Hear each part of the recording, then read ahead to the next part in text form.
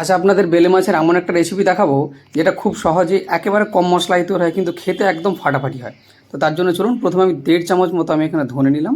তার মধ্যে গোটা 3 কাঁচা লঙ্কা দিয়ে ভিজিয়ে রাখলাম, তারপর এটাকে ফাইন করে বেটে নেব। এখানে 100 গ্রাম মতো বেগুনকে আমি ছোটো ছোটো করে পিস করে কেটে নিয়েছি। এবার কেটে নেওয়ার পর এটাকে ভালো করে জলে ধুয়ে নিলাম। তারপর ঠিক আলুকে ওরকমও কাটতে পারেন ডুমো ডুমো, অথবা একটু লম্বা করেও কাটতে পারেন। আমি একটু লম্বা করে কেটেছি। এটাকেও ভালো করে ধুয়ে আলাদা করে সরিয়ে রেখে মাছটাকে ভেজে নিতে। এবার যেটা করতে হবে, মাছটা পুরোটাই রান্না করবো সর্ষের তেলে।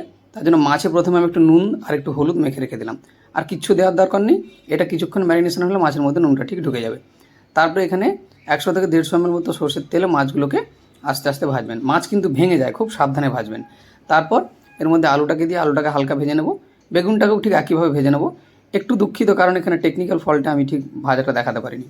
তারপরে এখানে সর্ষের তেল 40-50 ml মতো দিয়ে তার মধ্যে কালো জিরে, শুকনো লঙ্কা ফোড়ন আর বাটাটা দিলাম। তার মধ্যে দিলাম আমি একটু হলুদ গুঁড়ো, কাশ্মীরি লঙ্কার গুঁড়ো, একটু নুন আর কাঁচা লঙ্কা চিরিয়ে দিয়ে এটাকে ভালো করে কষাবো। তেল ছেড়ে এলে এর মধ্যে আমি জল দেবো।